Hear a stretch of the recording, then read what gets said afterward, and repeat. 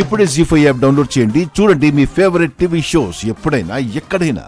వీళ్ళు అన్నదమ్ములే, కానీ ఆస్తిలో సమాన వాటాదారులు, హక్కుదారులు కూడా.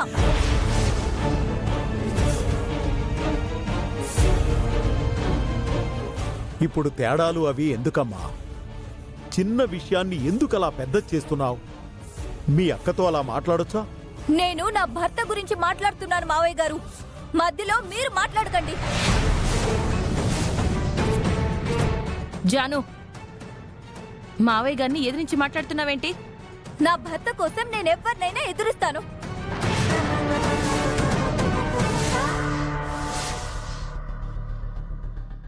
ఆయనకి ఇవ్వాల్సిన విలువ కోసం, దక్కాల్సిన గౌరవం కోసం, రావాల్సిన గుర్తింపు కోసం నేను పోరాడతాను.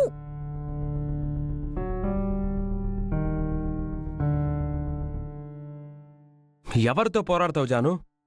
ఎవరి కోసం పోరాడతావు? నా కోసమా? అసలు నీకేమైనా పిచ్చి పట్టిందా? ఉన్నట్టుండి నువ్వెందుకు ఇలా మారిపోయావు? అసలు ఎందుకు ఇలా మాట్లాడుతున్నావు? మాట్లాడతానండి. మీకు అన్యాయం జరిగితే పోరాడతాను. అది మా అక్క అయినా సరే, బావగారైనా సరే, మావయ్య గారైనా సరే. నోర్మోయ్!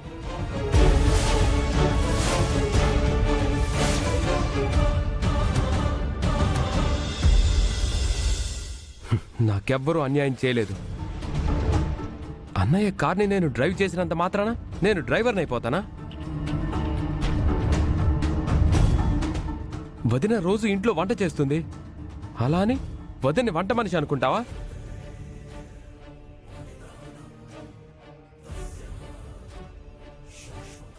ఈ కుటుంబం కోసం అన్నయ్య కంపెనీలో కష్టపడుతున్నాడు, ఆయన బానిస అయిపోతాడా?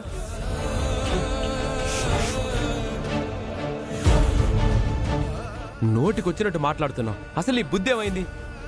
మీరు మంచిగా ఆలోచిస్తారు కాబట్టి మీకందరూ మంచి వాళ్లలాగా కనిపిస్తుంటారు, కానీ వాళ్ళు కూడా అలాగే ఆలోచించాలి.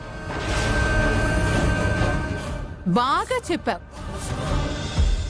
నా బాధ కూడా అదే. మనకు అర్థమైంది, వీడికెందుకు అర్థం కావట్లేదో, అసలు ఎప్పుడు అర్థం అవుతుందో.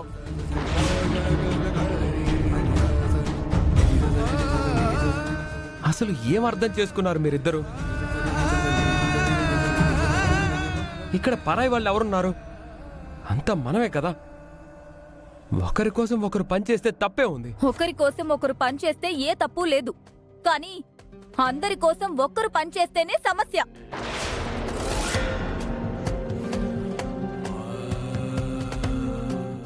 అది మీకు అర్థం కావట్లేదు. నీకు ఈరోజు ఏదో అయింది జాను. పిచ్చి పిచ్చిగా మాట్లాడుతున్నావు. మర్యాదగా లోపలికి వెళ్ళు. మీ గురించి నేను మాట్లాడి తీరాల్సిందే.